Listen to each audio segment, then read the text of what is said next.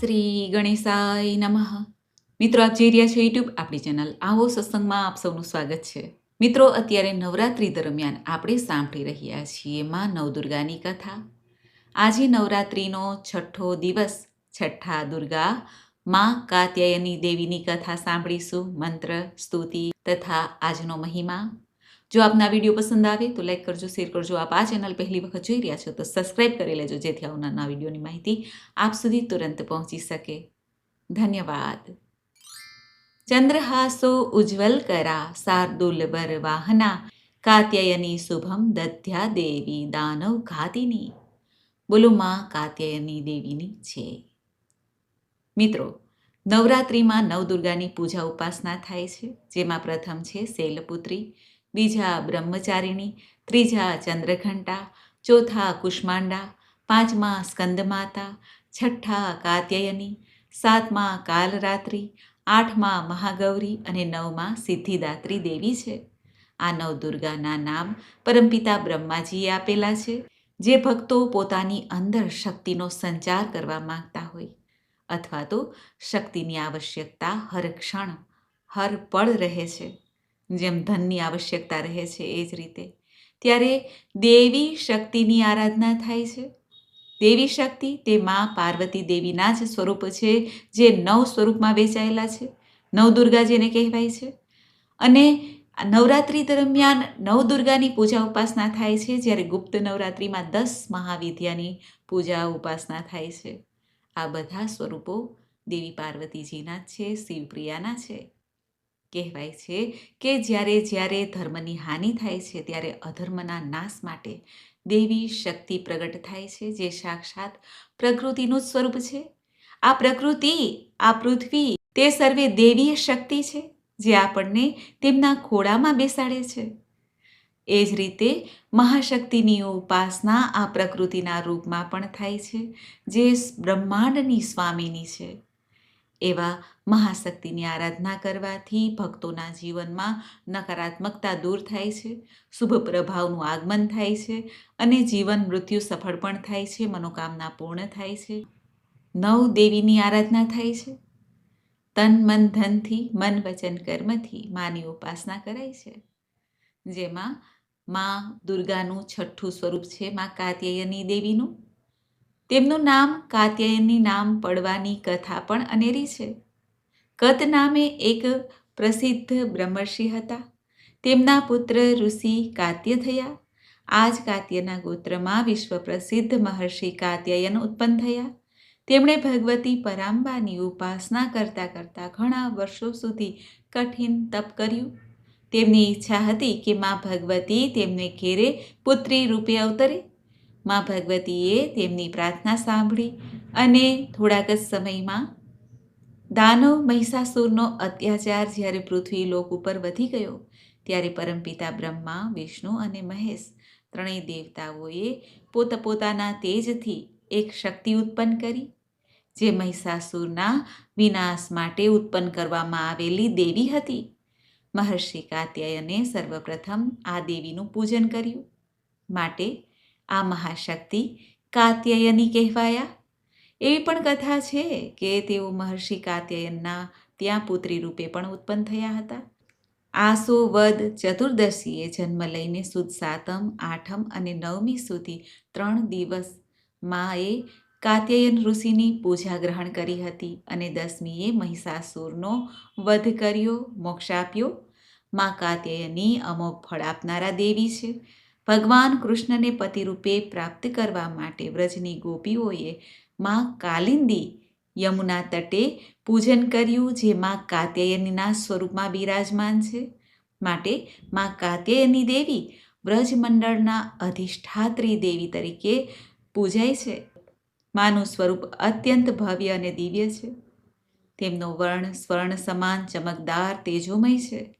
માતાજીની 4 ભુજાઓમાં ક્રમશઃ અભય મુદ્રા, વર મુદ્રા અને એક હાથમાં તલવાર તથા એક હાથમાં કમળ સુશોભિત છે. દુર્ગા પૂજાના છઠ્ઠા દિવસે માના સ્વરૂપની ઉપાસના કરવામાં આવે છે. આ દિવસે સાધકનું મન આજ્ઞા ચક્રમાં સ્થિત હોય છે. યોગ સાધનામાં આજ્ઞાચક્રનું અત્યંત મહત્વપૂર્ણ સ્થાન અપાયું છે. આ ચક્રમાં સ્થિત મનવાળો સાધક માં કાત્યાયનીના ચરણોમાં પોતાનું સર્વસ્વ નિવેદિત કરી દે છે. પરિપૂર્ણ રૂપે આત્મદાન કરનારા આવા ભક્તને સહજ ભાવે માં કાત્યાયની દેવીના દર્શન પણ થાય છે. માં કાત્યાયની ભક્તિ અને ઉપાસના દ્વારા મનુષ્યને ઘણી સરળતાથી ધર્મ, અર્થ, કામ અને મોક્ષની પ્રાપ્તિ કરાવનાર દેવી છે. આ લોકમાં રહીને અલૌકિક તેજ અને પ્રભાવયુક્ત થઈ જાય છે આવો મનુષ્ય જે મહામાયાની કૃપા તળે રહે છે. માની કૃપાથી રોગ, શોક, સંતાપ, ભય આદિ સર્વથા નાશ પામે છે. જન્મ જન્માંતરના પાપોનો નાશ કરવા માટે માની ઉપાસનાથી અધિક સરળ અને સુગમ માર્ગ અન્ય કોઈ નથી. માના ભક્તો પરમપદના અધિકારી બની જાય છે. માટે માની પૂજા ઉપાસના કરીને માની શરણાગતિ અવશ્ય સ્વીકારવી જોઈએ. આમ તો દેવી, મહાશક્તિ, મહામાયા, દુર્ગા દેવીના અનેક નામો છે. જેમાં પાર્વતીજીનું સ્વરૂપ છે તેમાં કાત્યાયની, ઉમા, ગૌરી, કાલી, હેમવતી, ઈશ્વરી આદિ. આ જે શક્તિ છે, જે દુર્ગા દેવી છે, તે ભદ્રકાળી અને ચંડિકા દેવીના નામે પણ ઓળખાય છે. મહાશક્તિ મહિષાસુર મર્દિનીના રૂપમાં પણ માં કાત્યાયની દેવી જ બિરાજમાન રહે છે. એટલા માટે પણ મહિષાસુર મર્દિની પણ માને કહેવાય છે. આમ જોઈ તો માં કાત્યાયની દેવીની પૂજા ગોધૂલી વેલાએ એટલે કે પ્રદોષ કાળમાં કરવી ઉત્તમ મનાય છે, ફળદાયી મનાય છે. માં કાત્યાયની દેવી કે જે છઠ્ઠા દુર્ગા કહેવાય છે. માની પૂજા ઉપાસના ધૂપ, દીપ, નૈવેદ્ય આદિથી કરવાથી, માને મધનો ભોગ અર્પિત કરીને તે પ્રસાદ ગ્રહણ કરવાથી શરીરમાં અલૌકિક શક્તિનો સંચાર થાય છે, દુશ્મનોનો સંહાર થાય છે. માની કૃપાથી અંદરના તથા બહારના શત્રુઓનો નાશ થાય છે. જગદંબાની ભક્તિ પ્રાપ્ત કરવા માટે, માની કૃપા પ્રાપ્ત કરવા માટે આ મહામંત્ર પણ જપાય છે.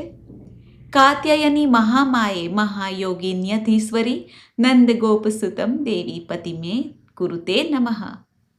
આ ઉપરાંત જે કન્યાઓને વિવાહની કામના છે, જે વિવાહ લાયક આપણા સંતાનો થયા છે, તેઓ પણ માં કાત્યાયની દેવીની પૂજા ઉપાસના કરે તો મનગમતો જીવનસાથી પ્રાપ્ત થાય છે. માં કાત્યાયની દેવીની પૂજા કરતી વખતે મનગમતો જીવનસાથી પ્રાપ્ત કરવા માટે આ મંત્ર જપાય છે. દીકરી હોય તે આ મંત્ર જપે.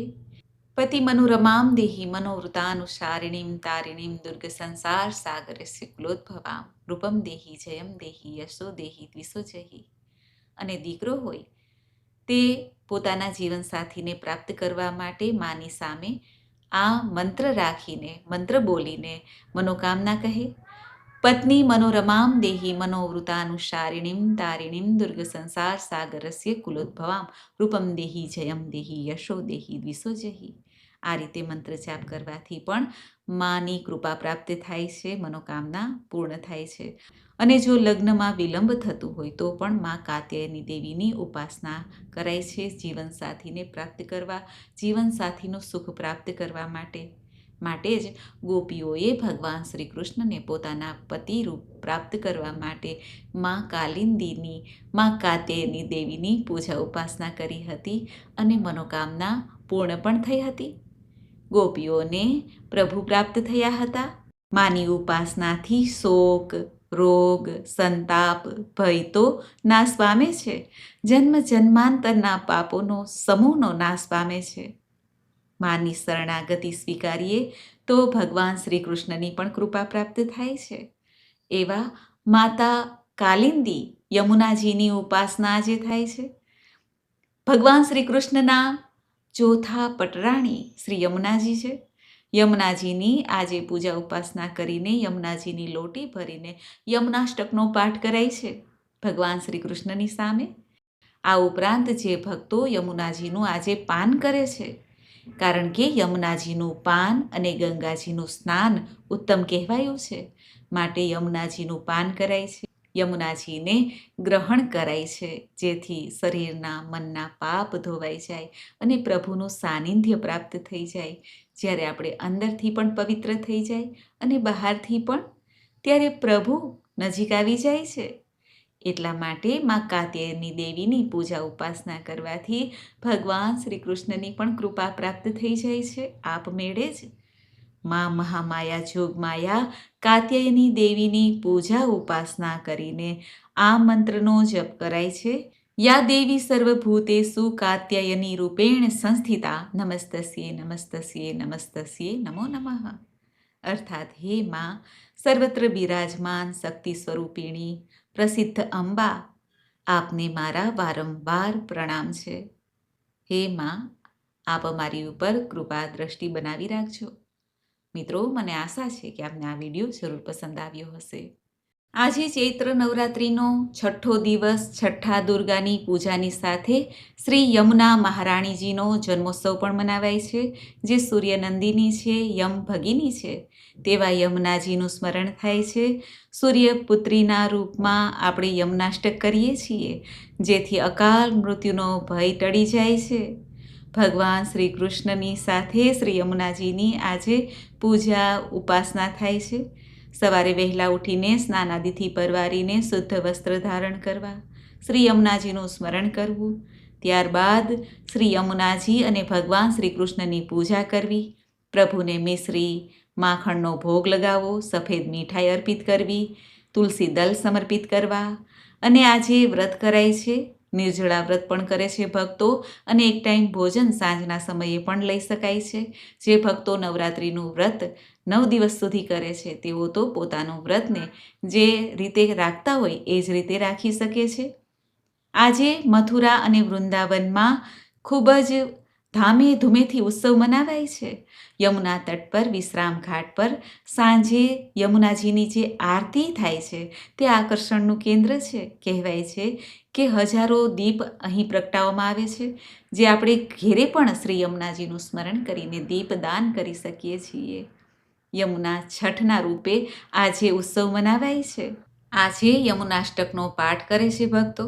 યમુનાષ્ટકનો પાઠ કરવાથી પ્રભુની કૃપા પ્રાપ્ત થાય છે, પાપોનો નાશ થાય છે, મોહ ભંગ થાય છે, માનસિક શાંતિની પ્રાપ્તિ થાય છે, આધ્યાત્મિક ઉન્નતિ મળે છે અને સુખ સમૃદ્ધિ જીવનમાં ઘરમાં બની રહે છે. વૈષ્ણવ આચાર્ય મહાપ્રભુ વલ્લભાચાર્યજી દ્વારા રચિત શ્રી યમુનાષ્ટક સ્તોત્રપાઠ છે, જે શ્રી યમુનાજીનું ભાવ મનમાં રાખીને આ યમુનાષ્ટકનો પાઠ કરાય છે. નમામિ યમુના અહમ સકલ સિદ્ધિ હેતુ મુદા મુરારી પદ પંકજ સ્ફુરદ મંદ રેણુત્કટામ તટસ્થ નૌકાનન પ્રકટ મોદ પુષ્પાંબુના સુરાસુરસુ પૂજિત સ્મર્પિતુઃ શ્રિયમ બિભ્રતિમ કલિંદગિરી મસ્તકે પદદમંદ પૂરોજ્વલા વિલાસ ગમનોલ્લાસત પ્રકટ ગંડ શૈલોનતા સઘોષ ગતિ દંતુરા સમધિરૂઢ દોલોત્તમા મુકુંદ રતિવર્ધિની જયતિ પદ્મબંધો સુતા ભુવમ ભુવન પાવની મધિગતામનેકસ્વનેહિ પ્રિયાભીરિવ સેવિતામ સુખમયુર્હંસાદિભિઃ તરંગભુજ કંકણ પ્રકટ મુક્તિકા વાલુકા નિતંબ તટ સુંદરીમ નમત કૃષ્ણ તુર્ય પ્રિયામ અનંત ગુણભૂષિતે શિવવીરમ ચિદે વસ્તુતે ઘના ઘન નિભે સદા ધ્રુવપરાસર અભીષ્ટદે વિશુદ્ધ મથુરા તટે સકલ ગોપ ગોપી વૃતે કૃપા જલધિ સંશ્રિતે મમ મનઃ સુખમ ભાવય યયા ચરણ પદ્મજા મુરરીપો પ્રિયમ ભાવુકા સમાગમ નતો ભવેત સકલ સિદ્ધિદા સેવતામ તયા સદૃશતામ યાત કમલજા સપત્ની વયત હરિપ્રિય કલિંદયા મનસી મે સદા સ્થિયતામ નમોસ્તુ યમુને સદા તવ ચરિત્રમ અદ્ભુતમ ન જાતુ યમયાતના ભવતી તે પયઃ પાનત યમોપી ભગિની સુતાન કથમોહંતિ દુષ્ટાનપી પ્રિયો ભવતી સેવનાત તવ હરેર્યથા ગોપિકા મમાસ્તુ તવ સનિંધો તનુ નવ ત્વમે તાવતા ન દુર્લભતમા રતિર્મુર્રિપો મુકુંદ પ્રિયે અતોસ્તુ તવ લાલના સુરધુની પરમ સંગમાત તવેવ ભુવિ કીર્તિતા ન તુ કદાપી પુષ્ટિ સ્થિતે સ્તુતિમ તવ કરોતિ કહ કમલજા સપત્ની પ્રિયે હરેર્યદનુ સેવયા ભવતી શોખ્યમા મોક્ષતઃ ઇયં તવ કથાધિકા સકલ ગોપિકા સંગમઃ સ્મર્શમ જલાણુભિઃ સકલ ગાત્રજૈઃ સંગમઃ તવાષ્ટકમ ઇદં મુદા પઠતી સુરસુતે સદા સમસ્ત દુરિતક્ષયો ભવતી વૈ મુકુંદે રતિઃ તયા સકલ સિદ્ધિયો મુરારીપુશ્ચ સંતુષ્યતિ સ્વભાવ વિજયો ભવેત વદતી વલ્લભ શ્રીહરે. શ્રી વલ્લભાચાર્ય વિરચિત શ્રી યમુનાષ્ટક સંપૂર્ણ.